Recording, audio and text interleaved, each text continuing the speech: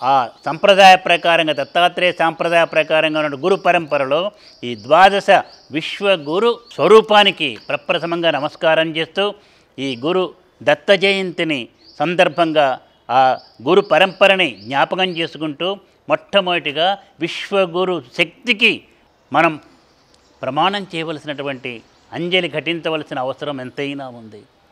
ప్రేమూర్తులారా, యథార్థానికి దత్తాత్రేయుని యొక్క దివ్యమైన శక్తి మన యొక్క శరీరంలోనే, ఈ శరీరం లోపలనే ఉన్నది.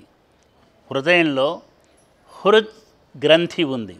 హృదయంలో హృద్గ్రంథి, అదే విష్ణు గ్రంథి. దాంట్లో ఉన్నటువంటిది విష్ణువు యొక్క శక్తి, ఇచ్ఛాశక్తి, లక్ష్మి. లక్ష్మి యొక్క స్థానం మన శరీరంలో హృదయం, అది విష్ణువు యొక్క శక్తి. The power of will is existing in the heart. తర్వాత బ్రెయిన్, చిత్తమునందు, బ్రెయిన్లో, మనస్సులో బ్రహ్మగ్రంథి, దీంట్లో ఉన్నది సరస్వతి, జ్ఞానశక్తి. The power of knowledge is existing in the brain, mind.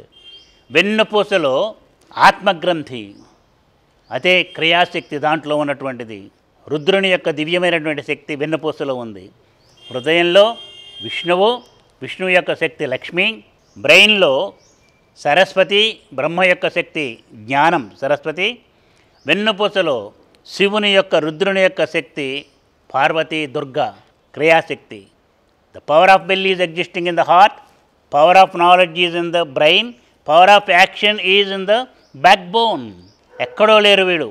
విష్ణువు, బ్రహ్మ, రుద్రులైన వాళ్ళు, వాళ్ళ యొక్క శక్తి అయినటువంటి లక్ష్మి, సరస్వతి, పార్వతి మన యొక్క శరీరంలోనే, హృదయంలో లక్ష్మి, మనస్సులో సరస్వతి, వెన్నుపూసలో దుర్గా, పార్వతి ఉన్నారు. వీటిని క్రియాత్మకంగా చెప్పుకోవాలంటే పవర్ ఆఫ్ విల్, సంకల్పం అనేది హృదయంలో వస్తుంది. ఈ సంకల్ప ప్రకారంగా ప్లానింగ్ అంతా కూడా బ్రెయిన్లో జరుగుతుంది.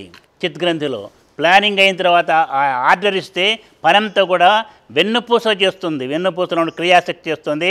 72,000 నాడులు వెన్నుపూస నుంచి శరీరంలో ఉన్నటువంటి ప్రతి భాగానికి, ప్రతి అణువుకు కూడా చేరుతుంది, ప్రతి కణానికి చేరుతుంది.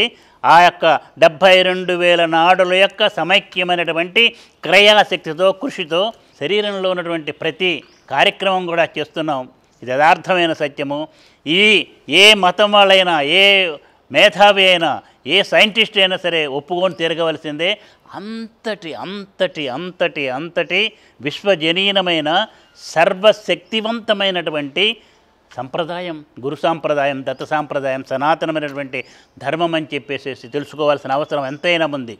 మనం మతం అనే పేరుతో దానికి ముసుగేసేటప్పటికీ జాగ్రత్తగా ఉండండి.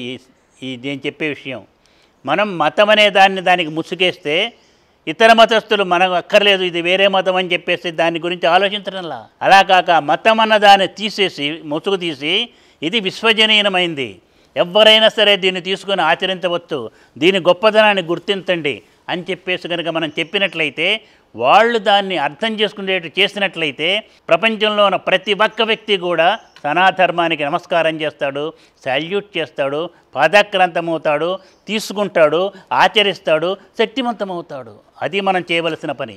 ఈనాడు ఆ సమయం ఆసన్నమైంది. సనాధర్మం అంటే ఏదో పిచ్చి చేదస్తం అనుకుంటే రోజులు పోయినాయి. It is the most scientific, logical, radical అనేటువంటి పద్ధతి ఆచరణలోకి వచ్చింది. కాబట్టి భారతీయ సనాతన ధర్మమే దత్త సాంప్రదాయం. ఈ దత్త సాంప్రదాయమే ప్రపంచంలో ఉన్నటువంటి ఏ మతమైన, క్రీస్తు కూడా దత్త సాంప్రదాయాన్ని అనుసరించిన వాడే, మహమ్మద్ కూడా దత్త సాంప్రదాయాన్ని అనుసరించిన వాడే. ఒక్కసారి మక్కా పోయినట్లయితే అక్కడ వాళ్ళు ఏ విధంగా దాన్ని వెళ్తున్నారు, చక్కగా స్నానం చేసి తెల్లటి వస్త్రాలు కట్టి, చొక్కా కూడా లేకుండా ఎంతో నిష్ఠతోటి వెళ్తున్నారు. మనం తిరుపతిలో వెళ్ళినట్టు, రామేశ్వరంలో వెళ్ళినట్టు వెళ్తున్నారే. అలాగే క్రిస్టియన్స్ కూడా నెల రోజులు నిజమైనటువంటి సనాతనమైన క్రిస్టియన్ పద్ధతులు చేసేవాళ్ళు అయినట్లయితే చాలా నిష్ఠగా చేస్తారు.